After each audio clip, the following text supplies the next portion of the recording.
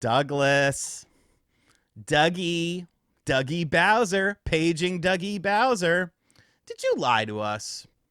Did you lie to us involving Mario Kart World? Are you lying to us about this Nintendo Switch 2 game price situation? Because yesterday was an interesting day on the internet. And we, of course, had our Mario Kart World Nintendo Direct presentation.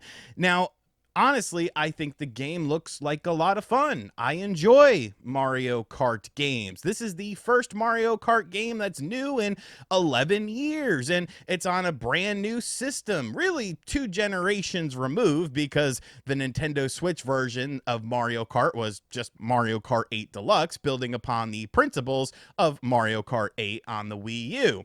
But of course, the $80 price point for this game raised a lot of eyebrows, and many people were quick to say, oh, well, there was only so much time during the Nintendo Switch 2 presentation that they could show Mario Kart. That's why they're doing a direct presentation to justify this $80 price point, to show you all the new things that are going to be added into this game. And of course, people were making speculation videos on how Nintendo was going to convince people that, yeah, you know what, this is definitely worth the $80 price point. People talking about things like adventure mode, similar to what you saw in Diddy Kong Racing on the Nintendo 64, or my personal favorite kart racer, Crash Team Racing. I love that game.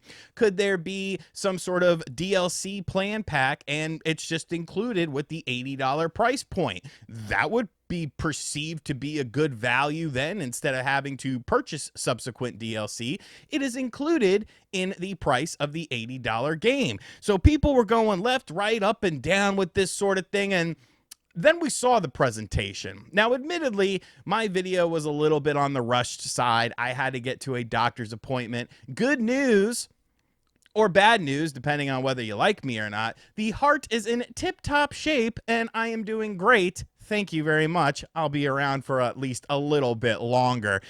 But I watched that presentation, and I couldn't help but feel like I didn't really see any sort of massive shift in people's mentality. I feel like people who were not on the $80 price train with this game, I don't think anyone was convinced otherwise with this. And that, to a lot of people, was kind of the whole point of this presentation. And I go back to the variable pricing that good old Douglas Bowser told us about, because some games are going to be worth more than other games. And that's why Mario Kart World is an $80 game, even though initially Nintendo said, oh, it's because of retailers that it's an $80 game. But no, then we learned that it's because of the perceived value that you are going to get out of this game. So let's talk about Mario Kart World in and of itself. I think the game does look like a nice advancement of Mario Kart. I mean, there is new features, there are new courses, there are better graphics, obviously. There's a few more bells and whistles here than in previous Mario Kart games. But we haven't gotten a new Mario Kart game in 11 years. The last one was on the Wii U, now 2 generations removed. Games, when they go from 2 systems ahead, there tend to be a little bit more advanced in certain areas. If you look at a PS3 game versus a PS5 game, the PS5 game's obviously going to be more technologically advanced. So what sort of shift happened with Mario Kart World that a $20 price increase was justifiable for this game? What did they show that made people realize, hey, this is definitely worth $80? I don't think it's anything. I think Doug Bowser is just talking out of his ass with this. And this is a Nintendo decision that is coming from Nintendo of Japan to increase the price of these games because they know Mario Kart World is going to sell. They have it bundled in with the system as well. So that is yet another selling point for the system. You get that steep $30 discount.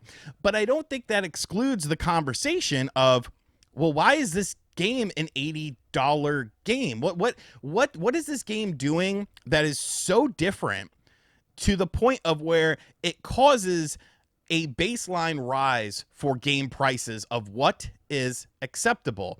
And I don't feel like we learned why this was an $80 game. It looks and plays and feels like a Mario Kart game. I mean, there's doing stuff that Sonic racing games have done for a very long time that's being included into this. They're doing stuff that was in like Diddy Kong Racing, for Christ's sakes. And it just feels like, to me, this presentation wasn't even necessarily necessary, and it didn't do anything to sort of shift the narrative of this game being $80. I don't think that anyone out there that did not agree with the $80 price point is now convinced that it's worth $80 based on that 15, 16-minute presentation.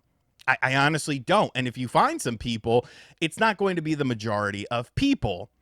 And because of this, now we're kind of getting into the second part of this video where things might get a little bit spicy. There seems to be like certain individuals out there that are just trying to justify every single thing, and they're tired of the negativity around this sort of situation and the negativity around the Nintendo Switch 2 and certain aspects of it. Is it negativity, or is it addressing something that is a real issue? Because this isn't exactly new in the grand scheme of things. First and foremost, if you were around during the Wii U days, there was nothing but negativity. I was around there. You know, we had to come up with ideas and things to talk about with the Wii U. That was a negative situation. That was a situation where, you know, it wasn't very enjoyable to be a Nintendo fan, because you got software that was really good from Nintendo, and that was it. But you also had a lot of budget-friendly software from Nintendo. With the Nintendo Switch, I definitely feel like Nintendo got a little bit of their swagger back. They got a little bit of their ego back with it. And that's what you're seeing with the Nintendo Switch 2, with the variable game prices. Saying that a game does not feel like an $80 game is not exclusive to Nintendo. This was the same conversation we had when the PlayStation 5 and the Xbox Series launched and games were $70. Demon's Souls Remake for $70.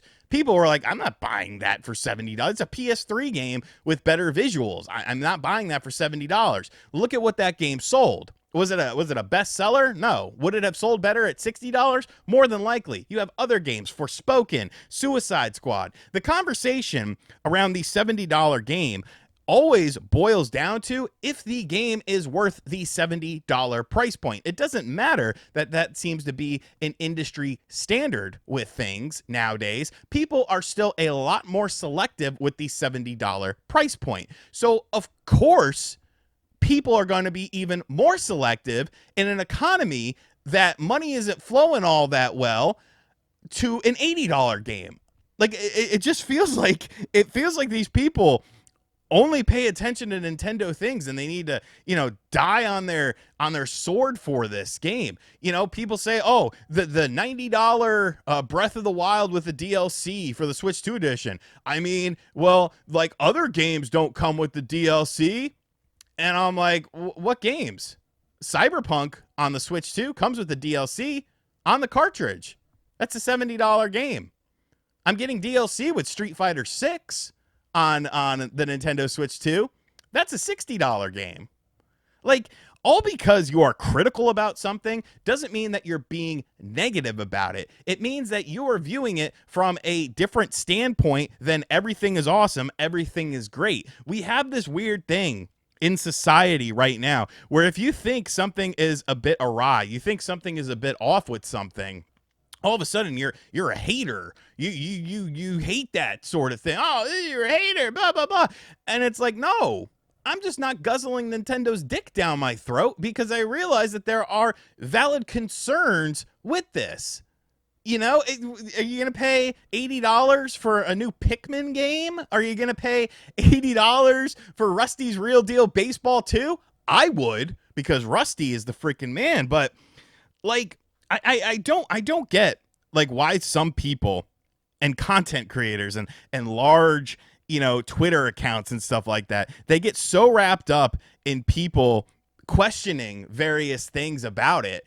And it's like, well, how can you not see people's concern? How can you not see people's questions? If anything, you are being selfish. If somebody comes to my channel and says, hey, RGT, I'm like, what's up, Chief? And he's like, yo, I think Mario Kart World is worth $80. And, I'm sorry that, a lot of people don't feel that way. I'm like, hey, man, that's cool. That's awesome. I'm glad you feel that way. Like, it's not a personal attack against you. You are not Nintendo. People need to understand this. Like, it is so bizarre to me how personal some people are taking criticism of Nintendo. If you don't criticize something, if you say everything is hunky-dory, that's how you get the state of the video game industry you're in. Look at what happened with Sony. Nobody spoke up about any of these live service games, and then they fell flat on their face. We've seen instances like Concord that have a toxic positivity situation that completely sunk the game because nobody spoke up and said, hey, maybe this is lame. Maybe this is dumb. And maybe we shouldn't do this. But no, we gotta worry about feelings. My feelings are hurt. Why are your feelings attached to a video game and a video game company and a video game platform? You are a consumer. You are a customer. You dictate what happens with things. So to all the people who gave me shit for saying, oh, I don't think you should buy Donkey Kong Country Returns HD at $60 because it's a 3DS port of a Wii game that was only $40 on the 3DS, $50 on the Wii, but then the game ends up selling at $60 on the Switch. This is why you have an increase in the price of your games. This is why. Because they know they can get away with it. And it's not until people stop picking up games. Look at a game like Forspoken, Suicide Squad. How quick did those go on sale? $70 games. Very quickly. Why was that? Because the market, the customer said, you know what? I'm not buying this for $70. No, thank you. Doesn't scream to me top tier quality game. So then you got to discount the prices and stuff like that. But when you just keep buying Nintendo stuff, regardless of anything, and you don't criticize anything, and you just say, oh, everything's great, everything is awesome, this is what you're ending up with. So if you got money to blow on these $80 games, go ahead, Playboy. I mean, I'm fine. I can buy these games. I'm buying Cyberpunk. I don't even like Cyberpunk. It completely glitched out on me on my Xbox Series X when I tried to play it, and I couldn't progress after like a couple hours, and I would have to start all over again. But you got to take yourself out of the large Twitter account, out of the YouTuber, out of the Twitch streamer.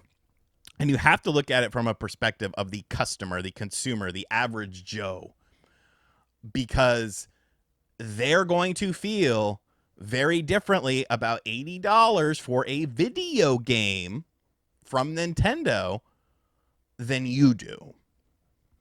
And that's all I really have to say about that. So did Douglas Bowser lie? Of course he did. But he was pretty much told to lie probably by Nintendo of Japan. And everyone who says, oh, bring back Reggie. No, the same shit would be happening with Reggie. Okay, the man tried to tell you that the Wii U is the best place to play third-party games. Spoiler alert, it wasn't. It wasn't. Like, oh my God, people just fall for anything. They fall for anything. Anyways, guys, that's all I got to say about this. I know we kind of went off the rails here, but I mean, reality sucks sometimes. You got to deal with it. Put on your boots. Strap them up and deal with it. Let me know what you think of everything in the comments section down below. And as always, thank you for checking out this video. If you're new to the channel and a fan of Crash Team Racing, such as myself, my favorite kart racer ever of all time, be sure to hit that subscribe button. Be sure to like the video. Leave me your thoughts. Ring the bell so you don't miss out on any other videos and stuff like that. I'm sorry that my heart is still doing very well and is now in pristine condition. I'll be around bitching about video games. And as always, I'll catch you guys on the next video. Later.